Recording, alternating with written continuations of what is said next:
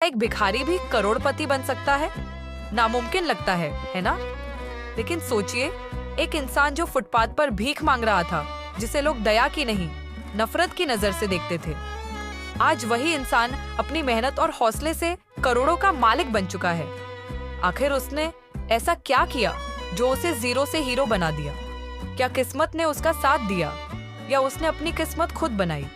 यह सिर्फ एक कहानी नहीं, बल्कि एक सीख है। अगर इरादे मजबूत हों तो हालात चाहे जैसे भी हों, इंसान अपनी तकदीर बदल सकता है। तो चलिए जानते हैं उस शख्स की प्रेरणादायक कहानी जो हमें सिखाएगी कि कभी हार मत मानो। रघु, एक भिखारी से करोड़पति बनने की प्रेरणादायक कहानी। एक सड़क किनारे धूल से सना हुआ एक आदमी बैठा है, फटे पुराने कपड़े, हाथ में एक टूटा फूटा कटोरा और आंखों में बस एक ही सवाल, क्या मेरी जिंदगी कभी बदलेगी? रघु हर दिन सड़क पर भीख मांगता था, लेकिन कोई उसे देखता तक नहीं। लोग उसे नजरअंदाज कर आगे बढ़ जाते। एक दिन की घटना जो बदल गई जिंदगी। एक दिन एक बूढ़ा आदमी छिड़ी के सहारे चलते हुए सड़क पार कर रहा था, तभी अचानक लड़खड़ाकर गिर गया। बाकी लोग उसे नजरअंदाज कर निकल गए, लेकिन रघु का दिल पसीज गया। वह दौड़कर बूढ़े को उठाने गया। रघु गहरी सांस लेते हुए, बाबा आप ठीक है?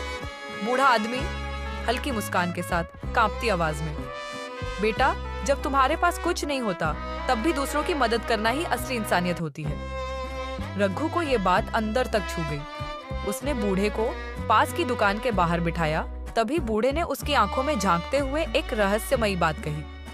बूढ़ा आदमी, मैं तुम्हें एक शर्त पर ऐसा राज बताऊंगा जो तुम्हारी जिंदगी हमेशा के लिए बदल सकता है। रघु हैरान होकर, कैसा राज? बूढ़े आदमी ने कहा, 7 दिन तक किसी से भीख मत मांगो, खुद कुछ कमाने की कोशिश करो। 7 दिन बाद आओ, फिर मैं तुम्हें वह राज बताऊंगा जो तुम्हारी तकदीर बदल सकता है। रघु दुविधा में था। एक हफ्ता बिना भीख मांगे जीना, क्या ये मुमकिन था? उसके पास न पैसे थे, न हुनर, न कोई उम्मीद, लेकिन कुछ था जो इस शर्त को मानने के लिए मजबूर कर रहा था। शायद एक नई जिंदगी की आस। संघर्ष की शुरुआत। पहला दिन रघु बिना भीख मांगे दिन बिताने की कोशिश करता है, लेकिन भूख से बेहाल वह सड़क पर इधर उधर भटक रहा होता है। तभी उसकी नजर एक चाय वाले लड़के राजू पर पड़ती है, जो गिलास धो रहा था। रघु संकोच करते हुए, भाई कोई छोटा मोटा काम है? राजू हंसते हुए, मजाक उड़ाते हुए, काम? अरे भीख मांगने वाले अब काम भी करने लगे। रघु का चेहरा उतर जाता है, लेकिन वह हार नहीं मानता। रघु गंभीरता से, हाँ, अब मैं अपनी किस्मत खुद बनाना चाहता हूँ। राजू को उसकी बात में कुछ अलग सा एहसास हुआ। उसने रघु को दुकान साफ करने का काम दे दिया। दिन भर मेहनत के बाद रघु अपनी मेहनत की पहली कमाई 50 रुपये हाथ में लेकर भावुक हो जाता है। रघु खुद से, ये पहली बार है जब मैंने अपनी मेहनत से पैसे कमाए हैं। शायद बाबा सही कह रहे थे। बदलाव की ओर कदम। दूसरा दिन काम करते करते रघु नोटिस करता है कि लोग खाली गिलास इधर उधर फेंक देते हैं, जिससे दुकान गंदी हो जाती है। रघु राजू से, भाई क्यों ना हम पुराने गिलास वापस लें और उन्हें छूट में बेच दें। राजू को आइडिया पसंद आता है। धीरे धीरे दुकान की बिक्री बढ़ने लगती है। ग्राहक अब कम पैसों में ज्यादा चाय पीने आते हैं। रघु को महसूस होता है कि पैसा कमाने के लिए सिर्फ मेहनत नहीं, दिमाग भी लगाना पड़ता है। 5वां दिन रघु की मेहनत देखकर राजू उसे 200 रुपए का बोनस देता है। अब रघु को समझ आ गया था, मेहनत और दिमाग से सब कुछ मुमकिन है। 7वां दिन। सफलता का रहस्य। रघु को बूढ़े आदमी की बात याद आती है और वह दौड़कर उनके पास जाता है।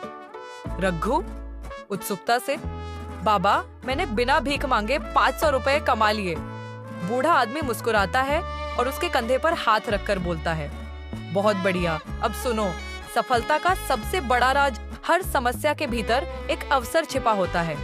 उसे पहचानो और कड़ी मेहनत से उसे अवसर में बदल दो।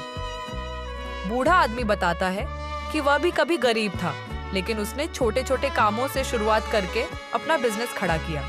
बूढ़ा आदमी, अगर तुम छोटी छोटी समस्याओं का हल निकालना सीख गए तो तुम्हें कोई रोक नहीं सकता। रघु यह बात दिल में बैठा लेता है और अपने खुद के छोटे से चाय के ठेले का सपना देखता है। 4 साल बाद वही सड़क, वही जगह, लेकिन अब वहाँ रघु टी हाउस नाम का एक बड़ा और लोकप्रिय कैफे है। चमकते साइन बोर्ड के नीचे बैठा एक बूढ़ा आदमी चाय पी रहा है। सामने रघु, जो कभी सड़क पर भीख मांगता था, आज सफेद शर्ट और आत्मविश्वास के साथ खड़ा है। रघु खुद बूढ़े आदमी को चाय परोसता है।